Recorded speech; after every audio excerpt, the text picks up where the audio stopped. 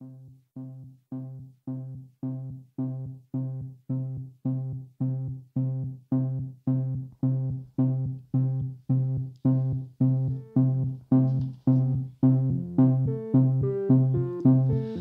a lot of them, and a lot of the time, they find themselves withheld from the cycle. No big deal, better luck next time. But for the few that did make it, it seemed like the markings of nepotism. At least that's what I suspected. Those who remain rejected. As I moved forward to pay a visit to the architect. As one expected, the visit was little more enriching than just any visit to a friend's or relative's quarters. Though it was not a business call, this was a small social gathering. So there were a few of us there, scattered throughout the garden out back, and the several rooms that led out. Homes this big were quite rare. I barely knew anyone there, and now that I think about it, barely knew the host too, though I had met her on a few previous occasions. I didn't leave muddy footprints throughout the lumpy carpet, but whether the soles of my shoes were clean I doubt. I had neglected to wipe my feet, because there was no doormat. As often is the case, such banal utilities as a fucking doormat are compromised in order to fulfill the bigger picture. And the bigger picture, in this instance, and in several other scenarios, was a mental image of engorged, erect eroticism for fictionalized perspective issued by dated success. Upon finishing that thought, the architect returned, strolling into the living room with her drink, along with a sketchbook and pencil. Enthusiastically, she encouraged me to open up a drawer. The sketchbook itself was surprisingly modest sized, and so the task was not intimidating. I commenced my drawing. Maybe a minute went past. Avant-garde, she exclaimed. This is really cool. She went on to explain why it was cool, why the features of my sketch had any merit, but I'm unable to recall the ins and outs of names and dates and whereabouts. It was all another world for me. I wasn't bothered she was lying, nor trying her best at crossing careers labelled life over to acting. Her praise, though, I did find somewhat relaxing. I didn't know what to do with my hands, so I put one in the pocket of my jeans, then my jacket, then both, then released them, then crossed them, then caught a glimpse of myself, one of the many reflective surfaces that litter throughout the layout of this escapist residence. I disagreed with my crossed arms. It wasn't warranted, and they looked too stern. But their rigidity did assist me in justifying my presence amongst the decadence within the residence, the home of the architect.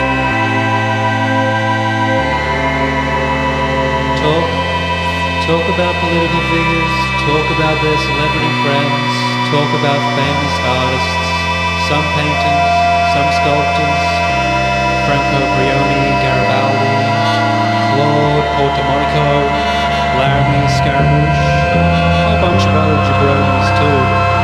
I could be remembering these incorrectly. Most talk are just sad.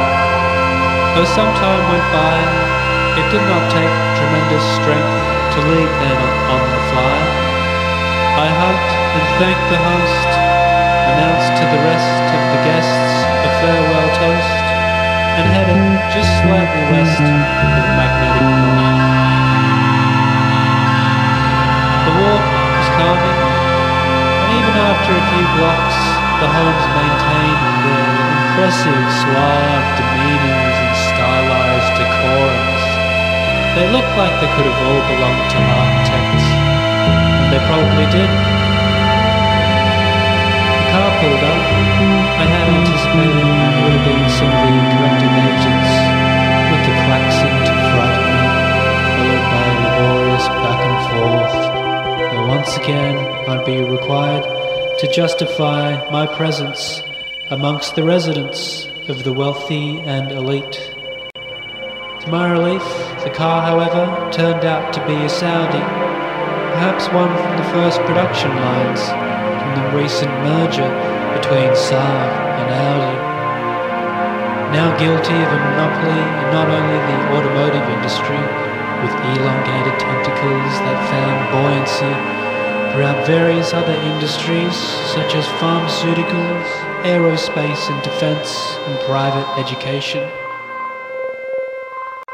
The company boasted an estimated yearly profit of over 7 trillion and some loose change.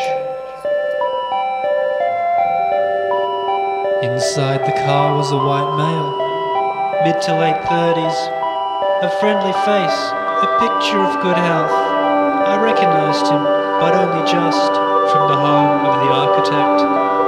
He offered me a lift and proceeded to drive me all the way home. During bursts of small talk throughout the drive, I reflected to myself that I had indeed left the party rather abruptly, and at the time there was no mention of others being tempted by the same shifting sands. After the following burst of small talk, I concluded to myself it was simply my good fortune that this chap had decided to pick me up and save me from the walk. As we pulled up, the pleasantries had snowballed in momentum, and now the questions, at the pace of a pendulum, seemed to narrow in on the specifics of my home. I made a mental note that his interest was not from the lens of an architectural assessment, nor the monthly cost in rent, but rather, more significant, was my personal environment, dictated by daily routine, whilst being dedicated to the underground disco scene. 10:16 p.m. Saturday 1st. Slight jiggle of the keys, now a state of ease and relief to be at home.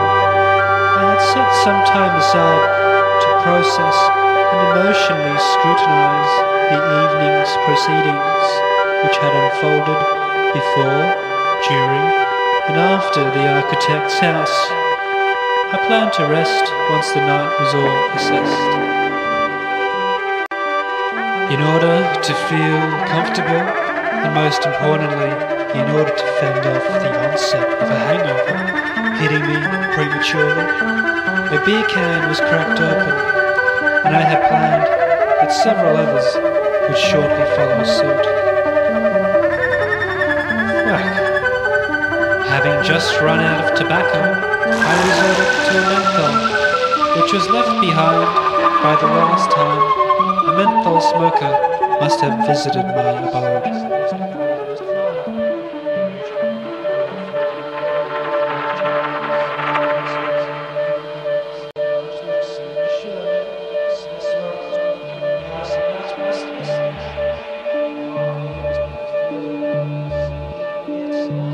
On the radio was an old hit that everybody knew. Totally Addicted to Bach by Little Lasagna.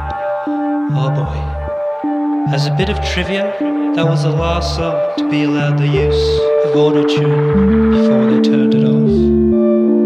Now, whilst the radio helped mask that I was located in the midst of a city heavily overpopulated, it was also a reminder of a time not long ago when the stranglehold on the commoner was not as daunting as it appears to be today. For there was once a freedom to auto-tune and subsequently freedom to listen to another one's auto-tunings. A hit of lightheadedness washed over me. 2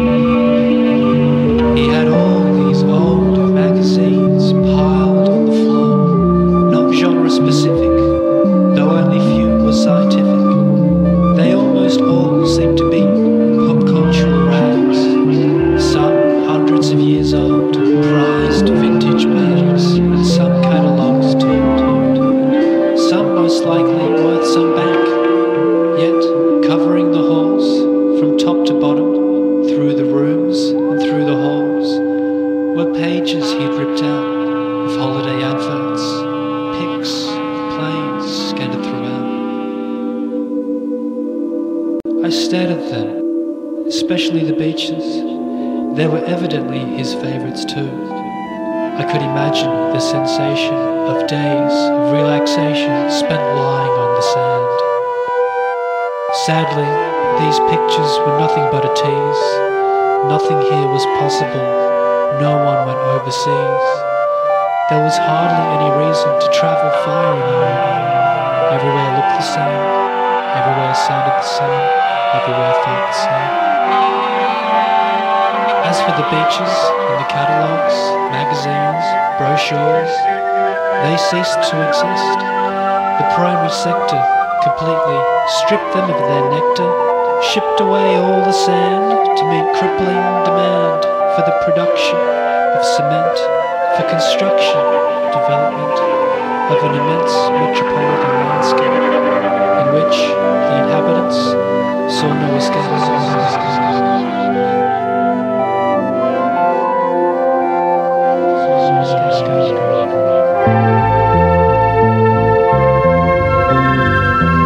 The physicist's issue was that it didn't have to be like this. So while smirking, he picked up a cigarette and blew me a kiss. That fucker. Smokable circuitry.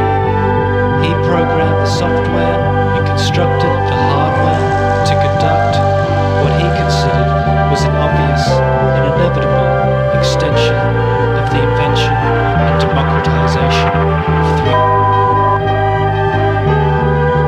So last night, it seemed I wasn't that tired to have completely passed out or dazed off or drifted away. I hadn't drunken that much or eaten too much or was too tired from walking home. What happened was I was privileged to a first-hand demonstration to have visited the physicist's application of synthetic circuitry concealed in a menthol cigarette, encoded to knock me out to then wake up with no regret. He went on to conclude almost anything could be synthesized, from emotional experiences to items being visualized. Sounds could be heard, textures could be felt, memories could be smelt. But most intriguingly, eating went further than just taste, as food and its nutritional content would in turn be absorbed by the body. So, with all the senses undergoing manipulation, one could completely ignore the state they deplore, spend the rest of their days down by the shore just like any of the holiday spots, and around me concealed in the structural confinement of the physicist's apartment. Having handed me a coffee, I continued to process all the possibilities and potential opportunities. My level of excitement, however, obviously infringed my coordination. So as I attempted to pour milk into my coffee, I had missed my cup entirely. Where the milk was spilled was beyond unfortunate. It covered the hardware and contained the software for the physicist's synthesis. Immediately, some circuits shorted, and the image on the screen distorted. Sparks and smoke encompassed the internal cavity of his machine. A swift blow to my head was shortly followed by a couple more, and therefore ending my visit to the physicist. During the walk home, a car pulled up beside me.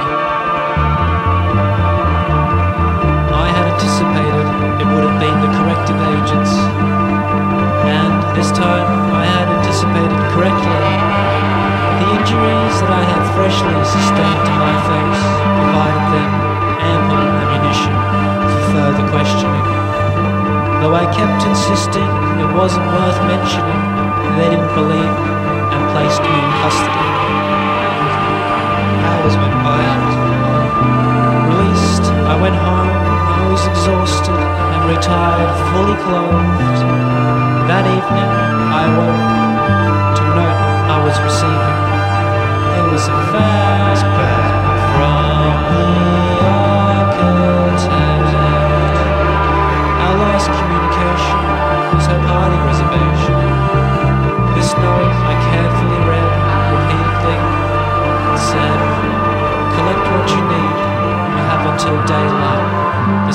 has authorized your work to be recognized.